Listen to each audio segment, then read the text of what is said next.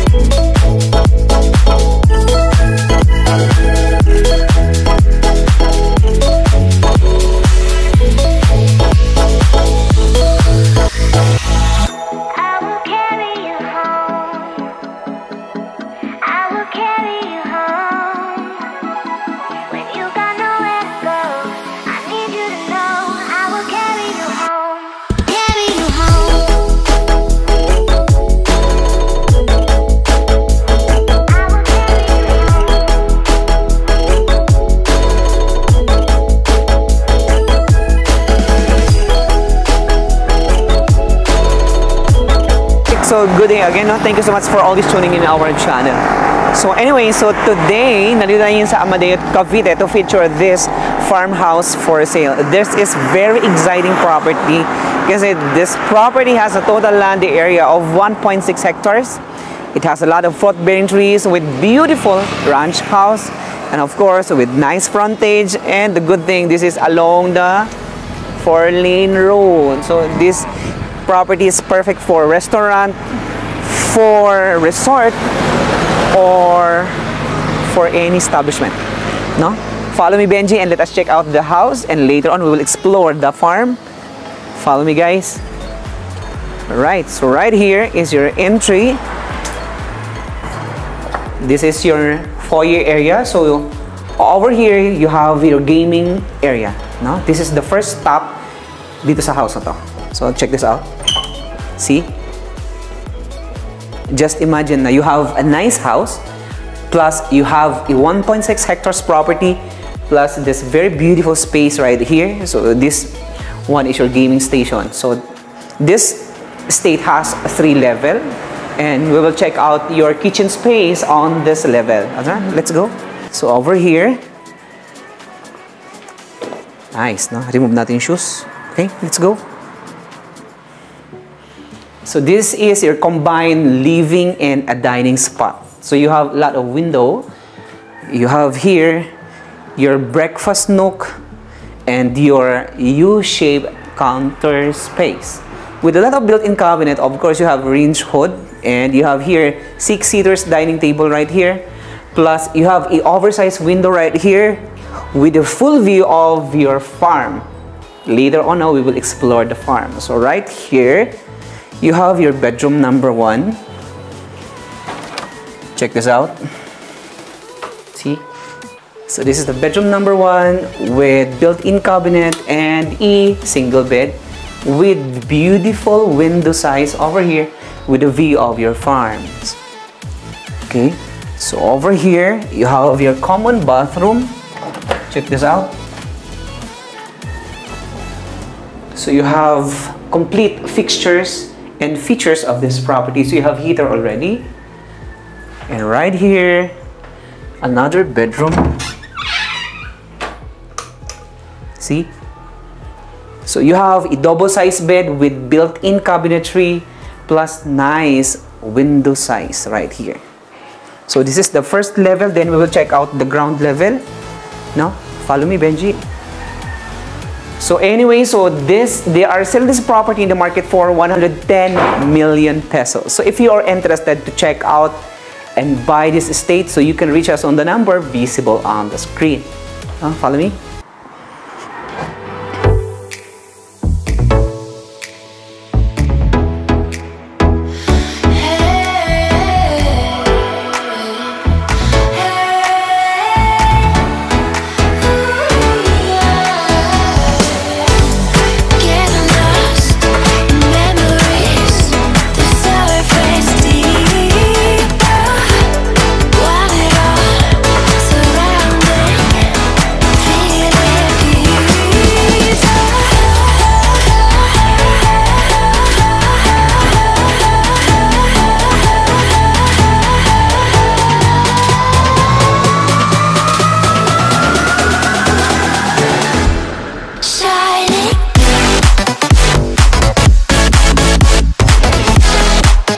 We're done over here, and we will check out the basement spot. So nakikita niyo ba itong staircase leading to the attic area? So later on we will explore. So thank you so much for our listing agents and brokers for giving us this very beautiful and solid property for sale today. Now follow me and let us check out the basement. Let's go. Anyway, so yung staircases nila maluot, no? Nice handle. So konting refurbish kasi this is their holiday house dito sa Amadeo. Good thing over this property is this is strategic, plus 5 minutes away to Tagaytay City proper. Alright? So check this out. Plus this is along main road. Okay? Wow.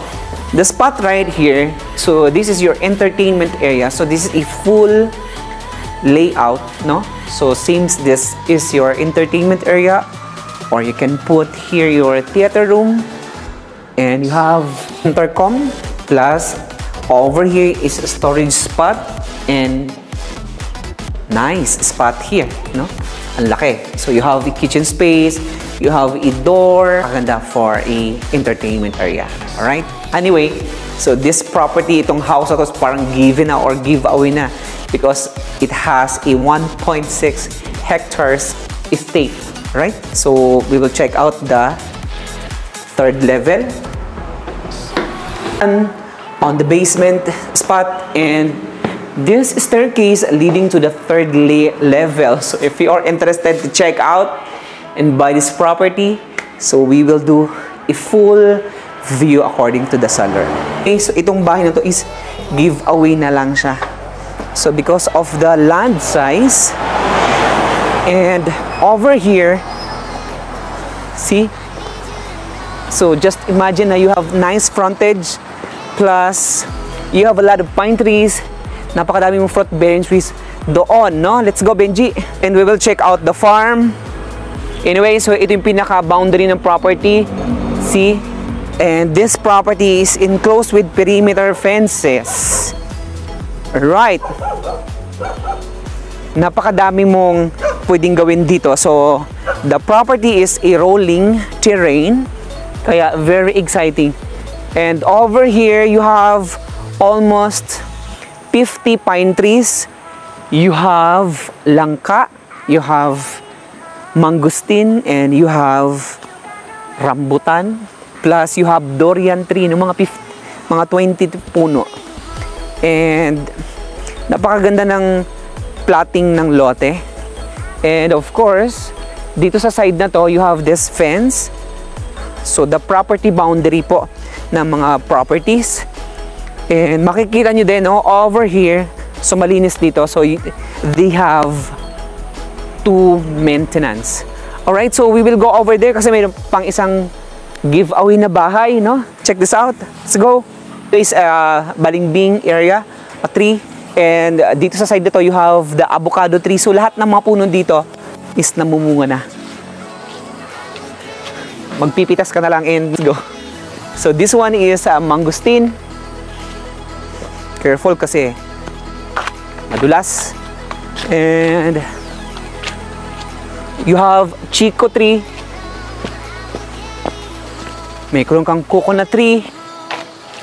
And you have mango tree. No? So malinis yung property nila. At napakaganda nito as a resort or a restaurant or a holiday house. Dito sa side na to, you have a old house. So ito giveaway na ito. But the good thing over here is you have a lot of fruit trees doon sa area na yon, no? Let's go.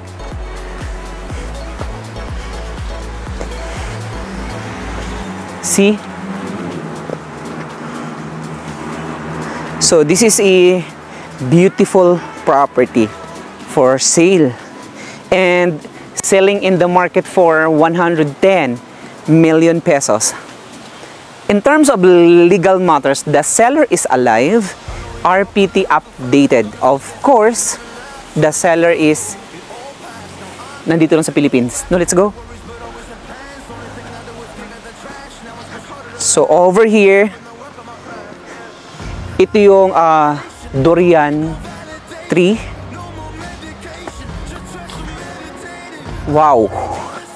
See, napakaganda ng sloping ng area. So this is a rolling terrain. So marami kang mga kawayan. Plus, you have a creek sa likod, or river. Now, let's go. So pagdating dito, so ayan, makikita nyo na the whole property is naka-fence. So you can easily locate your whole property. And over here, you have your coconut tree plus rolling terrain property. No? Pagdating mo dun sa likod, you have a river, which is, meron ka pang easement, which is free. Anyway, so in terms of weather, because this property is 5 minutes to Tagaytay City, so the same weather, no, yung Tagaytay and itong Amadeo, plus this property talaga namang napakaganda ng frontage. Alright, so we will go over there to give you the recap of this property for sale. Now, let's go, Benji. Was it the voice? Was it the fire burning in me? All of the noise turned into choirs of harmony. Left me with the pieces of forever that you broke. But since you left me alone, I've been high.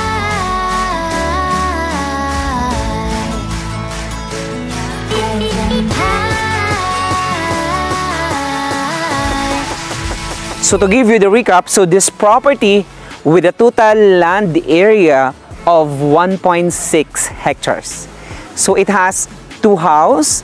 You have 100 mango tree, you have 25 rambutan tree, you have marang tree, you have durian tree, you have 50 coconut tree, you have kawayan, you have mangosteen, you have pine trees, you have star apple, you have Chico, you have Santol, you have Avocado. The property is enclosed with perimeter fence. The seller is alive. And this property is 5 minutes away to Tagaytay City proper. And this property is Torrens. So it has 5 titles. So if you're interested to check out and buy this property, so you can reach us on the number visible on the screen. So again, my name is Ray. And I hope to see you in my next video. Maraming salamat po. Daghang salamat. Gracias, amigo, amiga, all over the globe. Thank you very much and God bless everybody.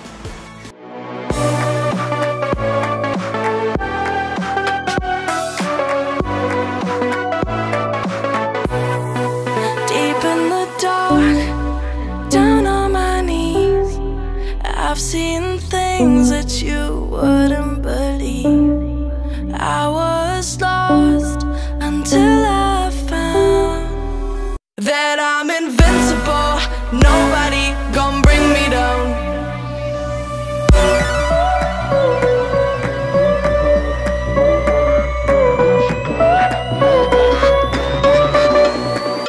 Here we go.